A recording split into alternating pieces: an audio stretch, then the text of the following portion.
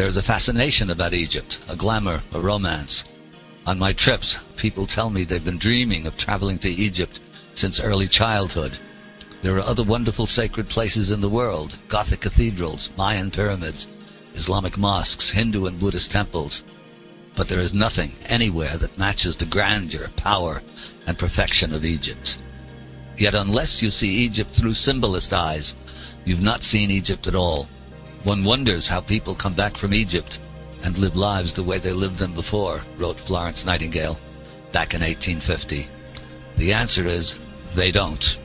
2 weeks in Egypt and you will understand the difference, finally, between true civilization and progress. Just remember, if you don't see Egypt through symbolist eyes, you don't see Egypt at all. So I looked out of the window, and there they were, the amazing pyramids. Next morning, bright and early, we got up and headed off, and there it was, the world's most famous statue. You really could get a sense and a feeling for the beauty and the absolute magnificence of these monuments that have fascinated people for so many thousands of years. But this trip was totally different from the typical tourist trip. Our host was John West. John won an Emmy for his documentary about the Sphinx a few years back. John's what you call connected. He was able to get us actually into and right next to the Sphinx, so we had a front row seat and could actually walk in, walk through it, and actually touch the Sphinx, which most tourists never get even close to. What a wonderful place to be. Notice a pause here.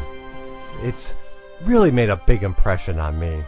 But I was able to walk through and just see the whole thing, so this is what you're able to see, as if you were able to poke along and see something that has existed for, well, when we got into it, we could see, John pointed out, the weathering shows the Sphinx is much, much older than people suspect.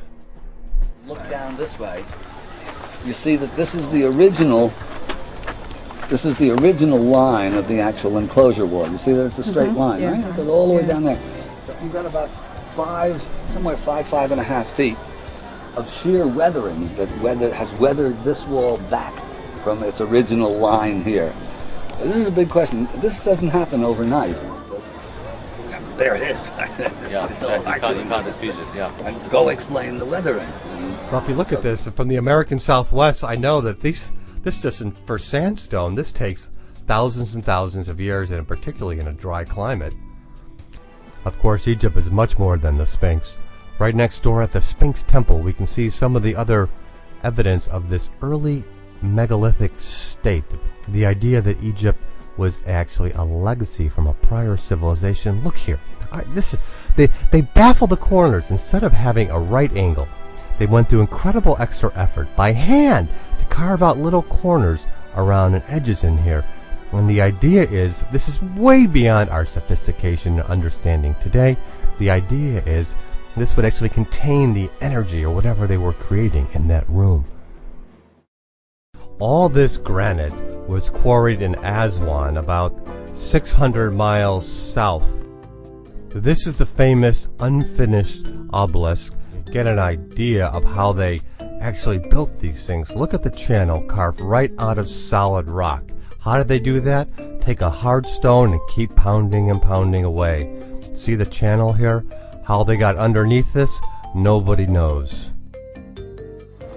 But just imagine, this is a 1,200-ton piece of stone that they're taking out completely by hand. I don't know if there's even a crane in the whole world that could lift this. So then we walked away from the Sphinx complex towards the pyramids. And as you can see, there's just treasures and things all over the place. The sheer scale and the size, and I don't know if it's the energy or what you want to call it, but there certainly is something about these incredible structures that have drawn so many people for so long. Again, the huge rocks and the stones for the precise fitting and putting all these things in by hand and carving them and carrying them. You wonder, why did they do this? When they found this boat buried in the sand next to the pyramids, it completely threw out the notion that these were some dumb, simple primitives who happened to build these buildings because they liked the sun. This is a sophisticated ocean-going vessel. That technology was not improved until just fairly recently. But not only that, it was loaded with symbolism that we saw all throughout Egypt.